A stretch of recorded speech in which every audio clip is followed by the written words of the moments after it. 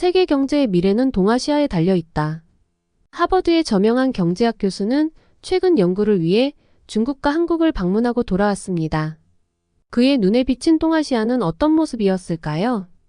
기술 혁신의 선두주자 한국, 거대한 제조업 강국 중국, 이 두 나라는 현재 지금 어디로 향하고 있을까요? 경제학 교수의 날카로운 통찰력으로 바라본 모습은 어떨지 오늘의 사연 들어보겠습니다. 저는 하버드대 경제학 교수로 학생들을 가르치고 있는 마이클 호킨스입니다. 세계 각국의 경제 동향을 분석하고 강의를 하며 저의 일상은 늘 바쁘게 돌아갔죠. 특히 최근 몇 년간 중국의 급격한 경제 성장에 주목하게 되면서 연구실에서 보내는 시간이 더욱 늘어났습니다. 밤늦게까지 불이 꺼지지 않는 연구실에서 중국의 경제 지표를 분석하던 어느 날이었어요. 저의 시선을 사로잡는 기사가 있었죠. 바로 한국의 경제 성장에 대한 기사였어요. 처음에는 그저 스쳐 지나갈 뿐이었지만 자세히 들여다볼수록 흥미로운 점들이 눈에 띄더군요. 한국과 중국은 비슷한 시기에 경제 개발을 시작했지만 그 과정과 결과가 매우 달랐죠. 한강의 기적이라 불리는 한국의 급속한 산업화와 민주화 과정이 놀랍더라고요. 이론으로만 접하던 경제 성장의 다양한 모델이 실제로 구현된 사례 같았어요. 평소라면 그냥 지나쳤을 주제였지만 요즘 계속해서 중국의 경제 성장에 대해 연구를 하던 때였기 때문에 둘의 경제 성장에 대해 관심이 갔죠. 하지만 연구를 진행할수록 책상 위의 차가운 숫자와 그래프만으로는 진정한 경제 성장의 의미를 파악하기 어렵다고 느껴지더군요. 학술적 호기심을 넘어 경제 성장의 실체를 직접 보고 싶다는 욕구가 커졌죠. 결국 중국과 한국을 직접 방문해봐야겠다는 결정을 내리게 되었습니다. 이 결정을 내리는 과정이 쉽지만은 않았어요. 쏟아지는 강의 요청과 연구 프로젝트들을 뒤로하고 떠나는 것이 부담스럽기도 했죠. 하지만 이번 경험이 제 연구에 새로운 시선을 마련해 줄 거라는 확신이 들었습니다. 그렇게 잠시 2주간 시간이 생겨 중국과 한국을 떠날 준비를 시작했어요. 준비를 하면서 설렘과 긴장이 교차하더군요. 최근 중국의 인구 수만큼이나 무섭게 성장세를 보이는 중국과 전쟁의 폐허에서 놀라운 발전을 이룩한 한국. 두 나라의 현재 모습은 과연 어떨지 기대가 되었습니다.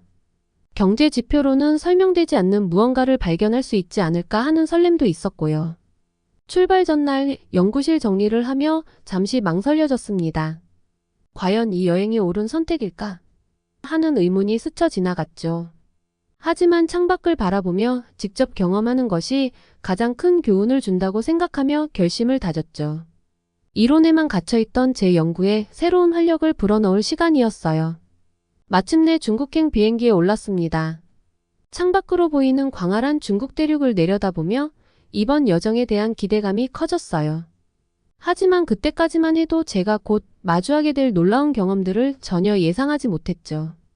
베이징 공항에 착륙하는 순간 이론과 현실의 간극을 직접 체험하게 될 거란 기대감에 가슴이 뛰었습니다. 동시에 왠지 모를 불안감도 스쳐 지나갔어요.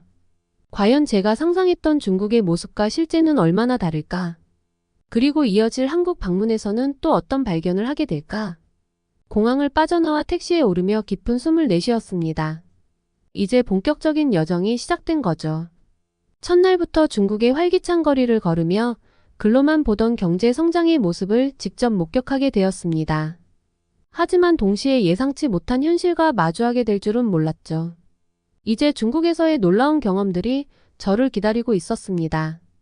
베이징 시내로 향하는 택시 안에서 창밖으로 펼쳐지는 도시의 모습에 눈을 떼지 못했어요. 고층 빌딩들이 하늘을 찌르듯이 쏟아 있었고 넓은 대로를 달리는 수많은 차량들이 중국의 경제적 활력을 보여주는 듯했죠. 하지만 동시에 뿌연 하늘이 눈에 들어왔습니다. 미세먼지인지 스모그인지 분간하기 어려운 대기 상태에 약간의 불안감이 스쳐 지나갔죠. 호텔에 도착해 짐을 풀고 나서 곧바로 거리로 나섰습니다. 중국의 실상을 직접 경험하고 싶다는 열망이 컸거든요. 하지만 첫 발을 내딛는 순간부터 예상과는 다른 현실에 당황스러웠습니다. 도로는 복잡하고 무질서해 보였고 사람들의 행동은 제가 생각했던 것보다 훨씬 더 거칠었어요. 특히 놀란 것은 인터넷 환경이었습니다. 호텔 와이파이에 연결했지만 평소에 자주 사용하던 웹사이트들에 접속할 수 없었죠. VPN을 사용해야 한다는 것을 알게 되었을 때 정보의 자유로운 흐름이 제한된 환경에서 어떻게 혁신과 발전이 이루어질 수 있을지 의문이 들었어요. 다음날 호텔 근처의 시장을 구경하기 위해 방문했습니다. 활기찬 분위기에 이끌려 현지 음식을 맛보기로 했지만 그날 저녁 심한 배탈에 시달렸어요. 찾아갔던 식당의 컵이 조금 지저분하긴 했는데 별로 대수롭지 않게 넘겼던 것이 화를 부른 거였죠. 중간에 배가 계속 아파서 급하게 근처에 보이는 공중화장실을 사용했어요. 들어가는 순간 흡연구역으로 잘못 들어온 건가 생각했습니다. 화장실이 전부 담배 연기로 가득 차서 뿌옇더라고요. 화장실을 사용하는 사람들은 아무렇지 않아 보이는 듯 했죠. 연기들을 뚫고 들어가니 변기의 상태도 처참했습니다. 쓰기 꺼려졌지만 어쩔 수 없었죠. 배탈은 나아지지 않았고 결국 응급실을 찾아갔어요. 병원에서 의사와의 의사소통이 원활하지 않아 적절한 치료를 받는데 어려움을 겪었습니다. 이 사건은 제게 중국의 식품 안전과 의료 시스템에 대해 심각한 의문을 품게 만들었죠. 겨우 회복 후 도시를 둘러보며 느낀 또 다른 충격은 심각한 대기 오염이었어요. 마스크를 쓰고 다니는 사람들이 많았고 저 역시 목이 따갑고 기침이 나오는 걸 경험했습니다. 세계의 공장이라는 별명이 가져온 부작용을 직접 체험하게 된 거죠. 힘겹게 지하철을 이용했는데 그곳에서 불쾌한 일을 겪었습니다. 사람들이 많이 몰리는 퇴근 시간이었는데 사람들이 서로 밀치며 무리지어 탑승하는 모습에 놀랐어요. 새치기는 그들에게 일상인 듯 보였죠. 더 최악이었던 건 지하철에 내린 후 카드를 이용하려 했는데 지갑이 없더라고요. 소매치기를 당한 것이었어요. 너무나도 당황스러운 상황이었죠. 역무원에서 상황을 설명하고 겨우 지하철역을 빠져나올 수 있었습니다. 신고를 하러 바로 주변 경찰서를 찾아갔어요. 하지만 경찰들은 무관심한 태도로 일관하더라고요. 제가 외국인이라서 그런 건가 의심이 들었죠. 사건을 처리하는 과정들을 보니 지갑을 찾을 수 있다는 희망을 버릴 수밖에 없었습니다. 이런 경험들이 쌓이면서 중국의 치안과 공공질서에 대한 우려가 깊어졌어요. 그래도 여권과 비상으로 놔둔 카드는 호텔에 있었기 때문에 다행이었죠. 중국의 급속한 경제 성장을 상징하는 고층 빌딩들과 번화가를 둘러보면서도 그 이면에 숨겨진 문제점들이 계속 눈에 들어왔습니다. 교통체증, 환경오염, 빈부격차 등이 두드러졌죠. 경제 성장이 가져온 긍정적인 변화도 분명히 있었지만 그 과정에서 발생한 부작용들이 예상보다 훨씬 심각해 보였어요. 특히 인상 깊었던 것은 시민들의 행동과 의식이었습니다. 공공장소에서의 무질서한 모습들, 환경에 대한 낮은 인식 등을 보며 경제 성장과 시민 의식 수준이 반드시 비례하는 것은 아니라는 생각이 들었죠. 이는 제가 그동안 연구해온 경제 성장 이론들에 대해 다시 한번 생각해보게 만드는 계기가 되었습니다. 중국에서의 일주일은 눈 깜짝할 사이에 지나갔어요. 떠나기 전날 밤 호텔 창문을 통해 베이징의 야경을 바라보며 복잡한 감정에 휩싸였죠. 분명 놀라운 경제 성장을 이룩한 나라였지만 그 과정에서 많은 것들이 희생되고 있다는 느낌을 지울 수 없더라고요. 많은 기대를 하고 왔던 만큼 실망감도 컸던 중국을 뒤로하고 저는 한국으로 떠났습니다. 과연 한국은 어떤 모습일지 기대와 궁금증이 커지더라고요. 중국에서의 경험 때문이었을까요? 조금은 불안한 마음도 들었습니다. 한국에서는 또 다른 통찰을 얻을 수 있기를 희망했죠. 그렇게 한국으로 도착 후 비행기에서 내렸습니다. 그리고 인천국제공항에 도착하는 순간부터 중국과의 차이점이 확연히 드러났어요. 깨끗하고 현대적인 공항시설, 효율적인 입국 절차, 그리고 친절한 직원들의 응대가 인상적이었죠. 중국 공항에서 경험했던 혼잡함과 불편함은 찾아볼 수 없더라고요. 공항에서 서울로 향하는 길, 맑고 푸른 하늘이 눈에 들어왔습니다. 중국에서 매일 마주했던 뿌연 스모그와는 대조적이었어요. 도로는 깨끗하게 정비되어 있었고 차량들은 질서 있게 움직이고 있었습니다. 중국의 혼잡한 도로 상황과 비교하니 마치 다른 세상에 온 것 같았죠. 짐을 풀고 거리를 나왔을 때는 더욱 놀라웠습니다. 사람들은 질서 있게 보도를 걷고 있었고 횡단보도에서는 신호를 지켜 건너고 있었어요. 중국에서 경험했던 무질서한 거리 풍경과는 천지 차이였습니다. 특히 눈에 띈 것은 거리의 청결함이었죠. 쓰레기 하나 없이 깨끗한 보도를 걸으며 한국의 높은 시민의식을 실감할 수 있었어요. 한국의 풍경을 감상하며 걷던 중 화장실을 이용하게 됐죠. 한국의 공공화장실은 정말 충격적이었습니다. 중국에서의 불쾌했던 경험 때문에 걱정했는데 한국의 공중화장실은 믿기 힘들 정도로 깨끗하고 잘 관리되어 있었어요. 화장지가 넉넉히 비치되어 있고 손 세정제와 건조기까지 구비되어 있는 모습에 감탄했습니다. 이 정도의 수준은 생각지도 못했거든요. 미국도 이렇게까지 공중화장실이 깨끗하진 않은데 한국은 너무 청결해서 사용하면서도 기분이 좋더라고요. 또한 서울의 대중교통 시스템은 그야말로 완벽했어요. 정확한 배차 시간, 깨끗한 차량, 편리한 환승 시스템, 그리고 지하철과 버스 내부의 와이파이까지. 중국에서 겪었던 붐비고 불편한 대중교통과는 비교도 할 수 없을 정도였죠. 특히 지하철역의 청결함과 질서 있는 승하차 문화가 인상적이었습니다. 모든 시민들이 올바르게 줄을 서고 차례로 이동하는 모습이 정말 보기 좋았죠. 식사 시간이 되어 설렁탕 가게를 들어갔어요. 한국 사람들이 자주 먹는 음식이라고 추천을 받아서 가게 됐죠. 사실 큰 기대는 하지 않았어요. 워낙 중국에서의 좋지 않았던 경험이 있었거든요. 그런데 한국의 식당들은 매우 위생적이고 깨끗했어요. 음식의 맛은 물론이고 정갈한 식기와 깔끔한 식당 분위기까지 모든 면에서 감탄할 수밖에 없었습니다. 설렁탕 음식에 들어있는 고기는 너무 부드러웠고 특유의 고기 냄새가 전혀 나지 않더군요. 주 메뉴와 함께 나오는 반찬이라는 것은 가지수가 너무 많아서 놀랐습니다. 이 반찬들은 무료로 제공되는 것이며 필요하면 직접 더 가져다 먹을 수도 있더라고요. 한국의 음식 문화에 감탄했죠. 인심이 좋은 나라라는 것이 느껴졌어요. 중국에서는 업무를 보기 어려웠는데 한국은 기술적인 면에서도 중국을 앞서 나가고 있었습니다. 스마트폰으로 모든 것을 해결할 수 있는 편리한 시스템, 빠른 인터넷 속도, 그리고 어디서나 사용 가능한 와이파이. 중국에서 경험했던 불편한 인터넷 환경과는 비교도 할 수 없을 정도였어요. 편하게 아무 곳에서나 와이파이가 터졌죠. 급한 일을 처리한 후 저는 한강변을 산책했어요. 한강에서 산책하며 본 도시 경관은 정말 인상적이었습니다. 공원이 굉장히 잘 정비되어 있었죠. 한강의 물 또한 너무 깨끗했습니다. 중국의 황허강 주변과 비교하니 마치 다른 세계에 온 것 같았죠. 이것이 바로 한강의 기적이구나 하는 생각이 절로 들었습니다. 한강변을 거닐며 한강의 기적에 대해 깊이 생각해 보았죠. 불과 60여 년 전만 해도 이곳은 전쟁의 폐허였다는 게 믿기지 않을 정도로 발전한 모습이었어요. 강양 안으로 늘어선 고층 빌딩들은 한국 경제의 역동성을 상징하는 듯 했습니다. 이 모든 것이 한국인들의 피와 땀으로 이루어낸 결과물이라고 생각하니 가슴이 뭉클해졌어요. 자전거 도로를 따라 산책하며 여가를 즐기는 시민들의 모습에서 한국의 삶의 질 향상을 실감할 수 있었습니다. 가족들과 함께 피크닉을 즐기는 모습, 친구들과 담소를 나누며 자전거를 타는 젊은이들, 조깅을 하는 직장인들. 이런 평화롭고 여유로운 광경은 중국에서는 보기 힘들었던 모습이었죠. 경제 성장과 함께 삶의 질도 함께 높아졌다는 점이 정말 인상적이었어요. 한강시민공원의 다양한 문화시설들이 저의 눈길을 사로잡았습니다.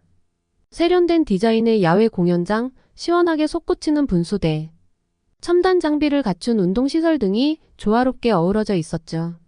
이런 고품질의 공공 인프라가 한국의 경제 성장을 단순한 수치 이상의 것으로 만들고 있다는 생각이 들었어요. 시민들의 삶에 직접적인 혜택을 주는 방식으로 발전이 이루어졌다는 점이 감명 깊었습니다. 강을 따라 걷다 보니 유람선 운영을 하고 있더군요. 저는 한강 유람선에 올라 서울의 전경을 감상해 보았습니다. 그 광경은 압도적이었어요. 63빌딩, 롯데월드타워와 같은 랜드마크들이 하늘을 찌르듯 쏟아 있었고 그 주변으로 빼곡히 들어선 고층 건물들이 서울의 스카이라인을 형성하고 있었습니다. 이 광경을 보며 한국 기업들의 눈부신 성장과 국제적 위상에 대해 생각해보게 되었죠. 이런 기업들이 한국 경제의 견인차 역할을 했다는 사실이 새삼 실감났습니다. 관람을 마친 뒤에는 해가 지고 어둠이 내렸어요. 한강변은 또 다른 모습으로 변모해 있었죠. 화려한 조명으로 장식된 다리들이 강물 위에 반짝이는 모습은 마치 동화 속 한 장면 같았습니다. 야경이 아름다운 빌딩들은 밤하늘의 별처럼 빛나고 있었죠.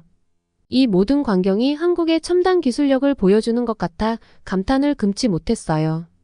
특히 반포대교의 무지개 분수쇼는 기술과 예술의 완벽한 조화를 이룬 한국의 창의력을 여실히 보여주는 것 같았습니다. 열심히 구경을 하다 보니 목이 말라 한강 카페에 들렀습니다. 그곳에서 만난 현지인들과 대화를 나눌 수 있었어요. 그들과 한국 경제 성장에 대한 이야기를 나눴죠.